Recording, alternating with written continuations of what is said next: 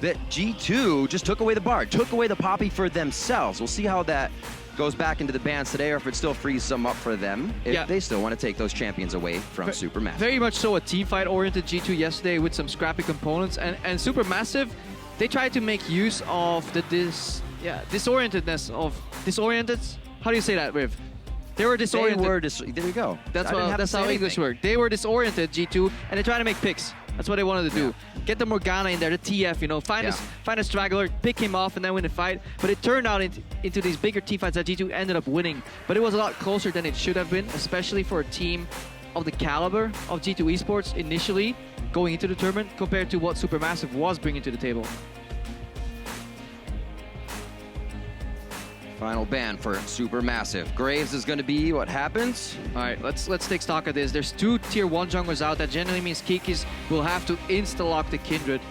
That does give the Ekko over. That's generally what teams go for. With Alistar open, a lot of these teams on this rotation would go Alistar Ekko. But we've seen that Dumbledoge likes these, call him cheesy support, call him pocket picks, call him what you want. He hasn't had the biggest priority on the likes of Alistar just yet. But maybe they realize that they can actually just play the normal game against G2 and be better.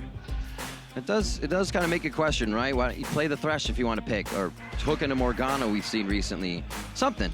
But he still likes to go for those, I'm going to fight like I'm a top laner in these. Braum could be the pickup as well. Lets him get in the fight. They also get that Poppy. It's not going to be a flex this time. Nope, no flex here. Very surprising, though, to opt into that Poppy. That will likely be then the Ekko on the other side, unless Kikis wants to play a different matchup. The Ekko Poppy matchup has been played 9 times so far in the tournament. Also the most picked top laners, 13 times each, Poppy and that Ekko. So matchup we've seen time and time again. But G2, they're going to hide their top laner and see what the rest of the composition brings. Lock in a strong mid laner here with Azir.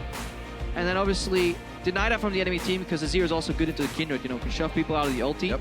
And again, look for something, team fight oriented. Because they will definitely not win 1-3-1 with the Azir. They have a Sivir here for Emperor. Hopefully he can survive laning phase safe as he can. And then GT, they want to group and make plays together as a team. It's something they have to bring back. They need to find that synergy. Spawn was referencing the vacuum mentality that you had spoken about, and it seems like a lot of teams, even SKT is falling into that. It's kind of the tournament aura, and if you don't have the shield for it, it takes a bite. Yeah, when you lose the track of the bigger picture and the map plays, and you don't actually know what your team's next goal is, like what is the objective you're playing for now, a minute from now, 2 minutes from now, then you start playing what's on your screen. Can I kill this guy? Yeah. I don't know if somebody's coming to gank me. Well, let's see what happens. And that is kind of the playing in a vacuum, and hopefully these teams are stepping away from that, because G2's strength overall was aggression in Europe, but it was always with a purpose, it felt like, always with a goal, accelerating the pace of the game, not just random fights all over the map. Achuu back to the Ezreal as well. Elise is going to be picked up for Stomaged. Where do they go from here? That actually looks pretty good for G2 in a normal laning situation already, and even in the lane swap, because Sivir is just super strong in lane swaps. Because he picks up the tempo very much so. So we need to see if the counter pick from Naru here can work. Yesterday he went with a Twisted Fate into the Azir, and they couldn't make enough picks. But again, right now, look at how scrappy this composition is for the Turkey region here. They want to just isolate a target, find it alone. But it's going to be harder in team fights because you have Janna that can reset it. And we've seen Aframu show the power of that Janna pick. In my opinion, he was the main reason CLG beat SKT with that Janna pick. It can, that's the last moment things, when you feel like you have the execute, you have the kill, you can stop an assassin, it's what throws the fight on tilt. And it's really where you can yo-yo back into your favor. Janna can do that, Azir as well with Emperor's Divide, and even the speed the entire team will get out of that Sivir on the hunt. Very big skirmish from both sides that could happen. Hopefully they can find the TF picks on the side of SuperMassive. They definitely need to, because I'm actually a big fan of the composition that G2 have drafted for themselves here. If you look at laning patterns, all 3 lanes should actually be pushing. Ekko has dominance over Poppy early. On average has like a 9 CS lead over the Poppy matchup at 10 minutes. Also has control of the wave. Sivir Janna will always outpush an Ezreal Braum. And Azir is kind of the king of pushing in the mid lane. TF can comfortably farm under his tower, but that means Trick can finally play his preferred style again. 3 pushing lanes, weave the jungler in between. He will need to be careful. When you face second Elise, you lose. If you find her, you win. So that is the game we'll need to be watching and see what Trick can do today. Well, it's about that time. We're going to get started on day 4 while the players load onto the Rift. Head over to Twitter and show your support as always. Be sure to tweet at LOL Esports with a hashtag G2 win. Or if you prefer Turkey region, hashtag SUP win. Sharing the burden of those Twitter votes. Absolutely. Get a little heavy. We'll be sure to update those as we get into game. And as you know, as the Rift goes on, we'll show it before we get into game. The Rift has to be owned. It's head-to-head as we come down to this, and there's no kind of question about it anymore. If you've been watching, you know who has that head-to-head, and this time it's going to be Europe's. G2 Esports owns the Rift. Will they be able to own the game, and will they be able to start the comeback to the position where many thought they would already be At least in this tournament? The fans are still rallying behind them. Yes. Locking in those icons in the client. Yeah, I'm excited. I want to see if G2 managed to kind of reset their mentality. It's something Aaron, the coach here, formerly of WE, now ADG, just talked about. It's very important to look at mentality from players because we only see what's on screen, so we have no idea of what's behind, what's going on, how the communication is like. But from my experience as well playing in teams, it is one of the biggest factors because communication breeds communication. If somebody's talking, you are so much more likely to join in and add info. Yeah. But when things start going wrong and you have this democratic shot calling, suddenly nobody's talking. Nobody's asking even, guys, what's the next play? And then everything starts crumbling down. There's different ways it can fall apart as well. And one of my favorite sayings is silence is chaos. And say, you know, the top laner's getting hit, but the shot caller's still able to make calls. That's perfectly fine. If the shot caller gets hit too much and he starts to get quiet, the whole team gets quiet. And that's where it can really start to open up. Talking about a lot of things that haven't happened yet, let's focus on what will and can happen here in the game. Ooh, I like what G2 is doing here. They're going to invade potentially to spot out the lane swap, and if not, they'll find out whether it's a normal laning pattern or not. Generally, range supports want to keep the level 1 as long as you can because they will win the trades. There's no way melee supports can outrate despite an all-in. All-ins never happen anymore. So the longer you spend on level 1, the better for your 2v2. That's why you want to deny melee supports a camp if you can. Let's see if G2 get punished for the face check because they will get spotted on the ward here. So that's good for them already. All the standard lane matchups are going out as well.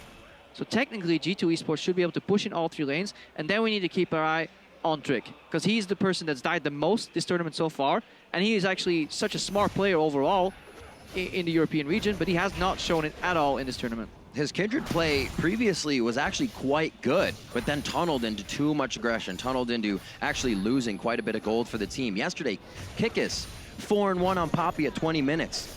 Almost wasn't utilized correctly. G2 isn't finding their stride. Yeah, G2 slightly over pushing here in the bot lane, looking for trades. Perkz took a couple of cards in the face.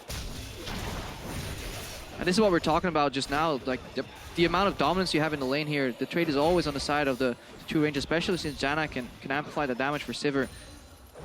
Not too much action will happen here because it's so unlikely that somebody dies in this lane, but that's generally the laning pattern. So easy disengage from both sides once they start to go a little too hard. Yeah. Nobody's really going to die spell shield as well. So I think we can start looking at some of these other lanes and see what's going on the map and just keep our eyes on the junglers, like which scuttle crabs are they going to get, how many marks will Trick get, can he invade, can he find somebody? Keeping an eye on those. First one out towards the bot side, so he'll probably go over and scoop that up right quick after his Raptors. You see top lane back and forth. Looks like Kikis is trying to push that in to give fabFabulous a little bit of trouble under the turret. Same with mid. We knew Perkz would be pushing in Naru. He's going to be farming that with his wild cards. Yeah, Trick immediately looking for information. He sees the wolf sprite. Early wolf sprite. Very early, taken recently, so he knows exactly where the enemy jungle is. Look at the pings as well. He's telling Elise is there. Obviously, helps if you spot him in a ward afterwards too. Guys, Elise is here. And this gives Perkz the freedom to do whatever he wants in his lane. This gives Kikis the freedom to play as aggressively as he wants. And G2 now have plenty of information. And this is a guy that's been focused over and over again. Teams took to it very fast. That Perkz, for lack of a better word, gets a little tilted when you go at him time after time. Blow his flash and continue to go. So he just needs to play a little bit safer as well. With that, he can play aggressive.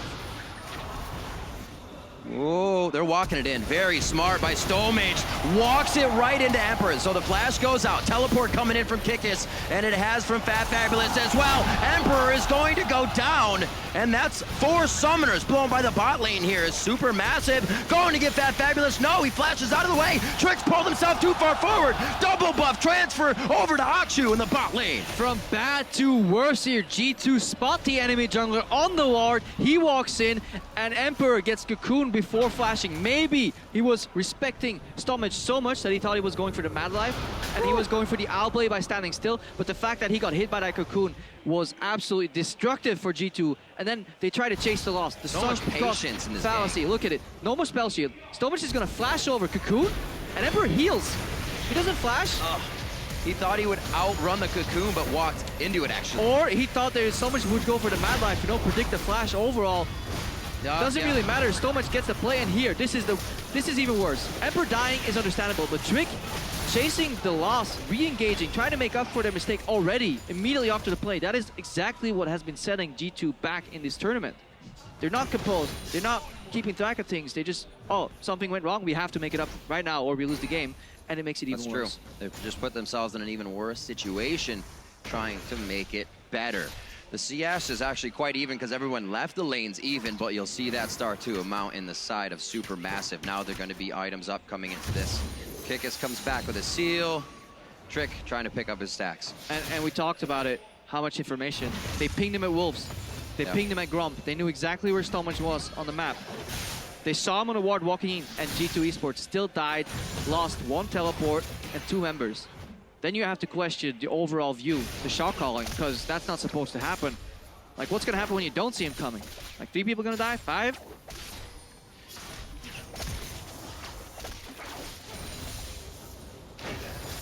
Taking a breather now. Stomaged feeling very good. Stomaged, I should say, very good about his last gank. Can now go ferociously into the jungle and start to toy here with Trick. So I'll put him farther and farther behind, and that's going to hurt the rest of the team as well. Yeah, that we do have to give credit, massive credit to SuperMassive here. Coming into a tournament with regional champions. Around the road. Yeah, go ahead. Not being afraid to just make these plays. Going in Perkz. Oh, just a tad off. Naru took the steps necessary to make that happen. Now Stomaged knows he could probably go a mid lane to get something crazy, coming back with an ult down. A lot of things going slightly wrong for G2. They're going to be real big quick.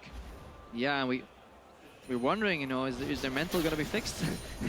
Well, turns out if it was, it maybe just be broken again. Yeah. Stomaged heading to the bot lane, looking for another play here. SuperMassive, they always manage to find these plays in every one of these games. They can't always close it out, but they're willing to fight their way out. And that seems to be the deal of the tournament. They have a weakness at quickly adapting to anybody that's got a lead on them. But if they do have a lead, right, they go back to the batting order, they continue to fight, and they press that lead until they know they have something where they can make a bigger move, objective, inhibitor, and they're safely doing it. With the double teleports here and already being up, that could happen a lot sooner than later. Yeah, it feels like SuperMassive style is a dynamic queue, 5-man dynamic queue, but a little more refined, you know? A little more communication, actual teleports, a little less flame in chat. They have comms. Yeah, they have comms. That's comms. Coming up very big. They trust each other as well. There's always that, everybody going in on a bad call or hesitating on a good call. And look how this lane has shifted from a completely winning lane here. Look at that trade-off that Achuu takes in so many minions. Oh, Hybrid shielded himself. Achuu's eating them. What? What? Achuu goes down. Great throw by Emperor, and for them to actually see that that was going to easily turn in their favor, an error here by the SuperMassive bot lane. He died with heal up. He's dashed in with no flash up, playing as Janna Sivir, who still has heal themselves. Hybrid even shielded himself. There was no exhaust used whatsoever. That's that one moment when you kind of just put to the wayside the 400+ games you played on against a champion or even on that server, and you say, oh, that boomerang doesn't have range, but it does. And then you don't make that mistake again. Yeah, they over-chased here. Hybrid did 400 damage in that exchange as opposed to the Emperor 700, so they're actually pretty close. But the minions, they are the true MVP. That was like 150 damage from the minions. That is actually the biggest thing about bot lane trading. If you want to improve out there, just click on that minion, especially the cannon minion, read how much damage that does, and then start respecting it. They're saying, even CLG said, SuperMassive, one of the really strong bot lanes here in this tournament. Kind of showing a bit of hesitation there in their gank, and then... it's a fluke. The fluke. It's obvious. Obviously. So 6 for Emperor, level 5 still in the bot lane, but it is for Dumbledoge, so he can ult to disengage. We might see G2 start to make a few moves towards an objective.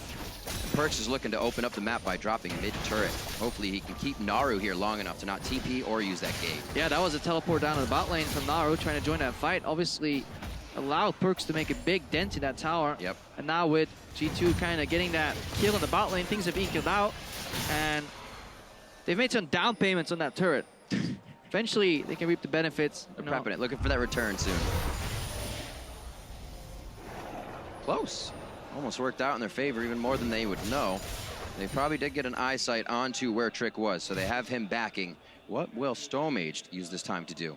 Yeah, he's looping around the mid lane. He's going to walk into the minion wave, though. Let's see if he hides around the corner or just... He reveals himself slightly early, so there's no cuckoo path. Because he has to walk by the minions, and obviously gives Perkz a lot of time to figure out, okay, what am I doing? What is he going to do? There was flash available for Stomaged. Elected not to use it. Obviously, Perkz is cleansed, so it's kind of a return deal. Gotta gank him once, then come back to finish it. Yep. Well, if it was good enough one time, it should work twice, right? That's the whole deal. Summoner's back up here for the bot lane at G2. They're still able to get that kill without having to use them again. So on top of that Cole stack, a BF sword now sits. So Achuu's gonna have to be much more careful. Mana Moon in hand for him. It's really kind of even around the lane. 73, 71. Jungler's even as well. It's the kills really that SuperMassive has picked up in the bot lane. Yeah, since there was a little bit of an AD advantage on that Sivir Janna lane, they just elected to have Achuu solo farm and put Dumbledoge in a little bit of a roaming-oriented position. But what is Trick doing this deep in the enemy jungle without laning help? He's going to pull Kikis over as well. Kikis won't have time, so not enough for him to get in. But yeah, Trick going a little too hard there. No vision in their side of the jungle as well. Or I should say they didn't see anybody. So they got to figure they're either coming over or they're making a gank somewhere else. Yeah, and this is completely uncharacteristic of what Trick brings in the EU LCS. It's smart invades, supported by vision with a goal, and here is just aimlessly going in another teleport plus Destiny. What's the first target? That's a level 7 Janna. Gonna hold the ultimate just for now. Steadfast Presence is on, but there goes the Howling Gale. Monsoon is out. Now they're on to Naru. Kikis picks ones up for himself, and fabFabulous drew himself into the fight, thinking it would be a one for none. He tried to get another one, may go down himself. fabFab's out of the fight now, and it was almost Perkz going down on the roam, and we are not done yet. Emperor goes down, and now they're on to Kikis. Once again, G2 trying to pull the cavalry in, but SuperMassive already there in time. Is Trick the one that makes them go for another initiation on this fight? Naru's up in 4 with teleport still on that mid lane, so they have to be careful. This is absolutely crazy. The picks are happening, and G2 can't get their fight comp there in time. Everybody is invited to the bot lane party here. It starts off with teleport Destiny, beautiful play, but then hesitation on the side of SuperMassive. They wanted to bait out the spell shield, walk up to Emperor, force him to fake it out, but he holds it very well, calm and composed, and then they switch to Hybrid. Let's watch this again. So TP comes down, they want to get Emperor, but obviously he has spell shield, so Naru switches around, but Hybrid is still in a good position to get the ulti out. Kikis has a good teleport, but then he greets. If at this point G2 back off, they have a net win. But they greed for the player, and especially look what Emperor does. As Kikis is backing out, he is chasing the play. So G2 Esports is not in sync. And in the river, there's 2 people that just zone out Perkz. Perkz is on 10% right now. He left the fight. No communication, no overview. They were in full vision, and G2 Esports elected not to use the information that was given to them yet again. A little love in that mid lane for Naru here as the bot lane's getting taken down. Whoa, Sand Soldiers move forward. Wolf bite, not enough though. Just gonna have to get a rabies check real quick. It'll be fine. Naru flash down, still teleport to come back to lane, and that ultimate will soon be up for his Destiny. All right. So we got some turrets going down, Crepo. That gold, and now the map to be switched up. 21K to 18.8, so about 21 to 19 right now. SuperMassive with a 2K gold lead. We're losing fights. Let's just play the map. Herald picked up by G2 Esports here. They're looking to start some sieges, group sieges with that Sivir. But SuperMassive, again, they make it work. You know, unrelented aggression, seemingly random sometimes, although that was a very good engagement, very well timed. The cadence of their aggression will be matched with the beat of Destiny's cooldown. That's what we'll need to look for. Every time that comes up, where does Naru go? Where is he on the map? Who's he looking for? It'll be very troublesome once they open up these turrets and they can start doing that from jungle side to jungle side. Teleports as well. Once SuperMassive gets some forward wards in, you might see G2 getting caught off guard. Yeah. Longer lanes, double teleport, and an additional global there. That's exactly what SuperMassive want to make use of. Let's keep an eye on if they have any deep lane wards. There is one in the bottom that they used earlier for the fight. Both TP. Oh, there's one TP available on Naru. But he's obviously under pressure though. That's the counter here. G2, they want to lock at least one of those globals in under the tower. And they'll say, well, you're going to leave this lane, it's going to cost you a tower. So it better be worth it. All right, little 1v1 tussle here in the bot lane. Don't think much will come of it as the majority of members are hanging out in that mid side. Whoa, Perkz gonna get taken down here in mid, and that's the execute from Stomaged. They're on to Emperor now.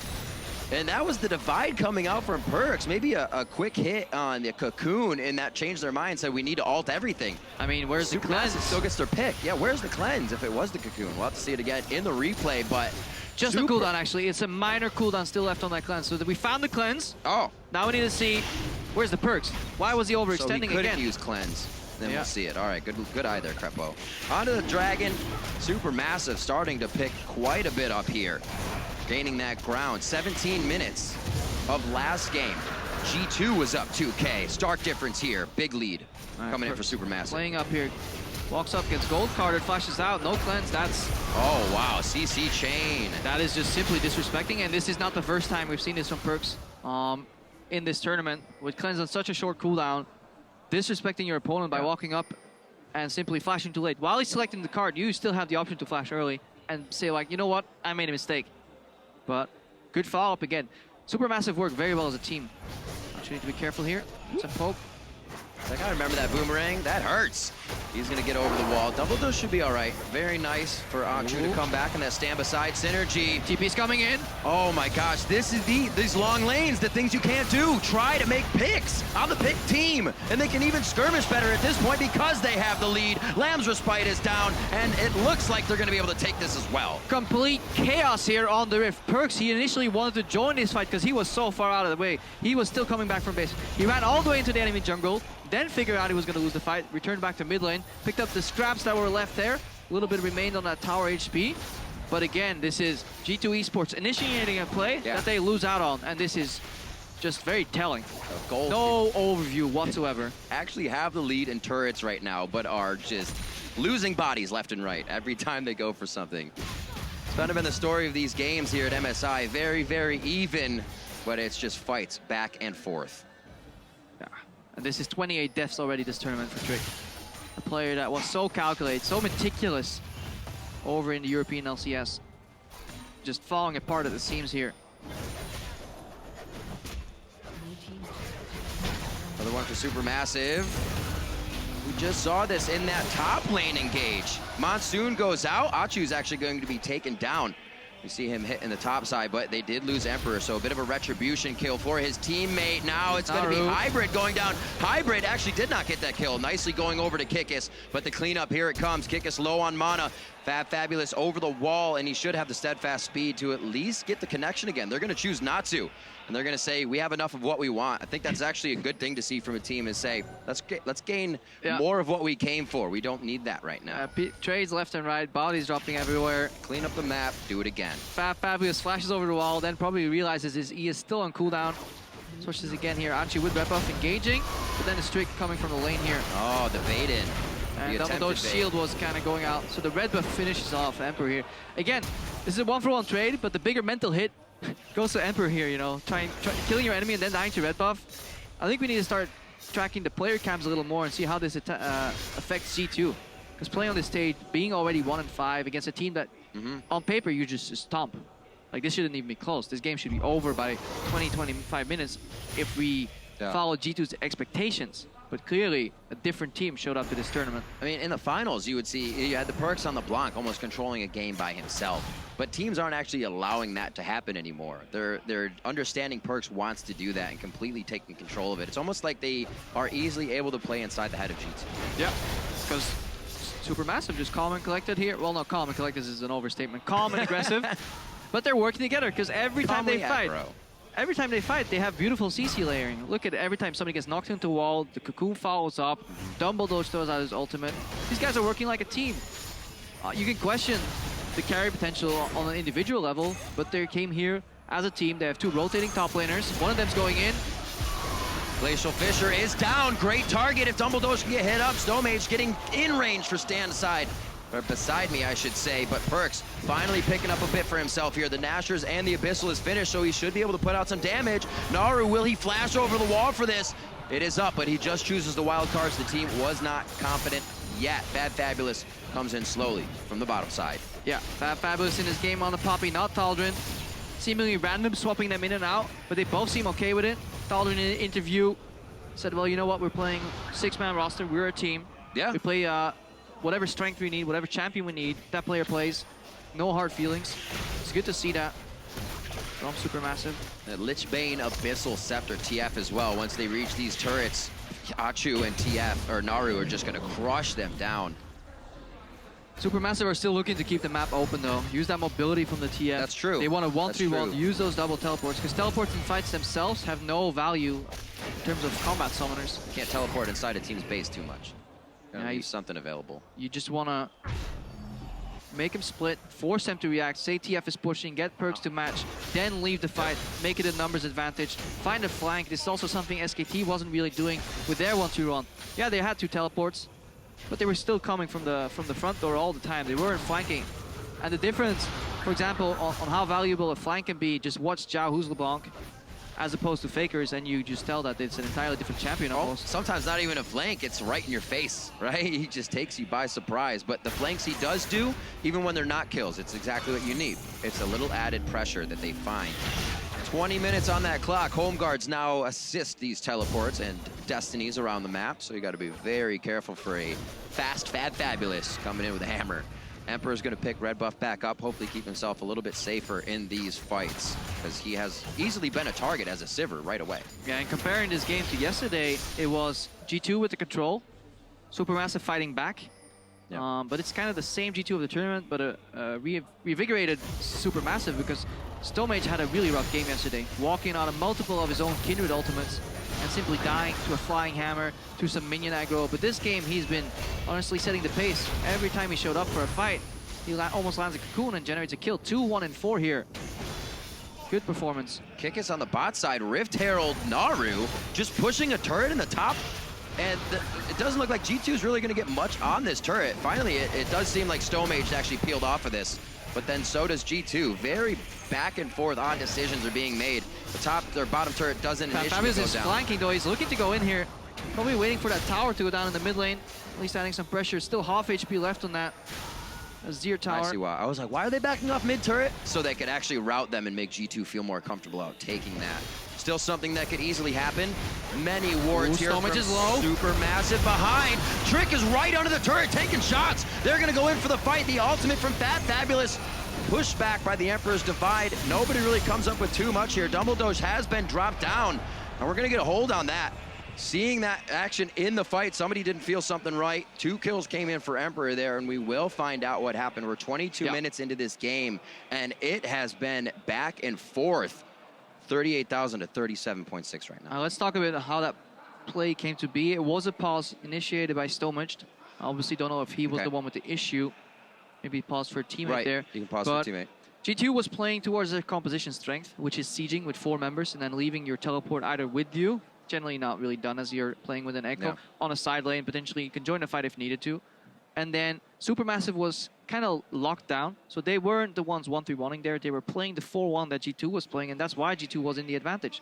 Because not only can they siege with the poke from Janna, from the Azir soldiers, they have backline protection too, with that turret that can pop up. So fabFabulous couldn't flank either. So G2 was really making use of their composition, and eventually desperately trying to defend that tower without a counterplay. Dumbledoge got poked down, Stomaged got poked down, and it came to a fight that they lost then. Maybe something went wrong. Ulti wasn't pressed, maybe pressed. Need to figure out what that pause was about. Great pressure on the map. You see that Naru was trying to walk back. He had TP and Destiny up, but it just didn't seem like he'd get there in time. Looking at, these guys are both 1 and 5, Crepo. We look where these placements in this tournament could actually mean from them. You see Europe, they usually have the 1-1-1, right? First pool, second pool, third. We're talking about pools for seeding for Worlds. Right. So traditionally speaking, Europe has 3 spots at World Finals. 1 gets seeded into call it Pool A, 1 in Pool B, 1 in Pool C. But if Europe does not make top 4, then they will fall into 5th or 6th place, and that will affect those seedings as well, because if they get 5th place, they get 2 seeds in Pool B, 1 in Pool C. If, God forbid, they fall all the way to 6th place, there will only be 1 European team in Pool B, and 2 of them will drop to Pool C. So that will be, for any of these European teams that are going to Worlds, very rough matchups, because these Pool C teams, they come out against the champions of the top 4 regions, and that's going to be rough. And it's kind of like Europe is almost here to a chance to lose that because SuperMassive, They have nothing to lose. nothing to lose. They have that to gain. They get that spot. They get that 5th spot, and they have now a 2 pool 2, pool 3 instead of a 2 in pool 3. Yeah. Or pool 3, if you will. Yeah, they can go up 1 pool, pretty much. Right. So That's a huge spot. That is a huge spot. Traditionally, international wildcard teams have came in, as the lowest seeded teams here at the World Finals. But if SuperMassive can make it to 5th place, well, they go up spot and they get seeded into 1 pool 2, and that's what they want. You know, as much chances that they get, slightly easier groups, maybe take a couple of games of some other teams, and they've been getting better every year. Because at the start, There's no doubt about that. It was like wildcard teams. Result. It was almost a negative term, but people forget what it means for some of these regions that don't have access to that good of a structure, you know, that good of a league, but they're building on it. And the fact that SuperMassive here came from the Turkish Champions League, came to play here with the champions of every region, and still performed, I think is a feat that we can't just state enough. Yep, and they're doing it with something that a lot of teams don't do as well, is they can swap out a player while doing that. That 6-man roster, the confidence in switching up that style and being able to play that fluid. Looking now at the pause on the screen, as we said, Stomaged was the pauser, and it is because he felt that he was stuck against the turret at the time and he could not move. So they're reviewing that to see what the instance could have been. They are against an Azir, so it could have played into some of the case, but we will not guess. We will actually have the answer soon. I'm just going to take a look at my screen here. It does look like he was stuck a little bit next to the tower. He repelled up, and obviously came down, had to flash out. But obviously, we have a team more capable than me handling it. Thank God they can't cast. I'd be out of my job too. You're so nice, Crepo. Always saying pleasurable things about other people. Looking at the items on the board, still, it says close. I mean, there's the difference in the top lane. We've had fabFabulous teleporting out, making a few plays down towards the bot lane, so you'll get some CS to Kikis there. But overall, the kills on this pick composition are just flowing in for SuperMassive. But SuperMassive sometimes have issues attaching objectives to the kills very early in the game. They got a dragon, maybe a tower. And the problem right now is they're not setting up the 1-3-1. And for many people out there, it's kind of being associated with a very boring term. It's very fascinating for me and Martin. We always talk about 1-3-1s, but it basically means that you pressure all 3 lanes and you force, the enemy team to divide. And G2's comp is strength in numbers. They work really well together. But then if they need to split up, obviously they can't play towards their strengths. And if you look at the roster here, combine any of these 2 picks, you know, a TF with an Elise, lock down 1 target, kill him. A Braum with a TF, you know, lock down 1 target and kill him. But then in team fights, they're a little bit squishy. They drop down a little quicker. You have the power of the Janna, for example, who can then reset an entire team fight altogether. And we saw really the power of that in some of CLG's games. And so far, it does seem that those range support may actually make a little bit of a comeback this tournament because it's so centric around team fights in the mid game. Something that SuperMassive definitely trying to avoid. No Zanyas even yet for Naru. So they're like, I want to get in, I want to get out. I don't want any part of this fight other than a gold card. You guys can finish off that target. We'll see what they can continue to do here on the side of G2. It was a push down the mid lane as we wait for confirmation here. 22 minutes in, 6-9. All right, we just got an update from production. The head referee right now is going to the stage to offer a remake for SuperMassive here. So there was a bug identified, and they're going to offer the remake, obviously, to SuperMassive. Now, if they like to keep playing, obviously, after the game, they won't be able to go, well, you know what, we'd like that remake now. And now, this is the choice now. It puts them in a super tough spot, because they obviously don't know what G2 is going to get off the back of this push, because look at Dumbledoge, he's low. Stomaged just had to flash out, and he's heading back. Obviously, to my knowledge, and I think we can get this confirmed, but I'm like 90% sure this means also new pick and ban, because obviously these teams just revealed this pick, so just and playstyles attached to those picks, so just going back into the same champions can't be done here. So that is a very tough decision to make here for SuperMassive, because the gold is almost even. They've made it this far, but they also have struggled in the late game yesterday, because they were pretty much even at points, but they struggled. They couldn't really play the map as well, get many of these big objectives. They kind of tunneled on the Dragons as well against G2 Esports, and that was their downfall. So they're given 1 minute now to discuss whether they will or will not decide to take the remake. Head ref is on stage right now, and they're deciding this. It was due to Stomaged repelling up, as Crepo saw, falling down within the turret range and actually having to flash out of the turret due to that. Yeah, he did seem a little stuck on my screen as well, so it definitely was something that went wrong. Not much we can do about it now. The only thing that we can influence, or they can influence right now, is the decision that they will make.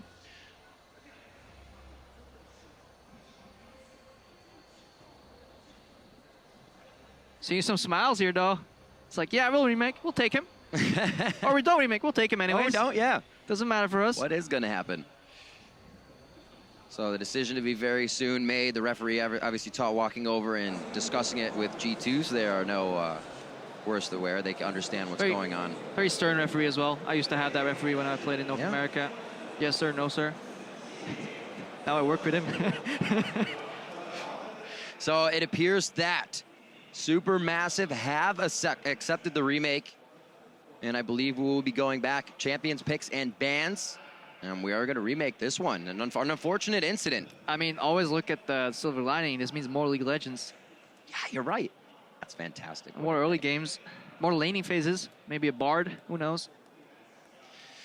All right, so now 22 minutes into this one. Unfortunate that we will have to remake, but G2 and SuperMassive will be going back to the champion picks and bans. For now, we are going to go ahead and throw it over to the analyst desk with Dash and the guys.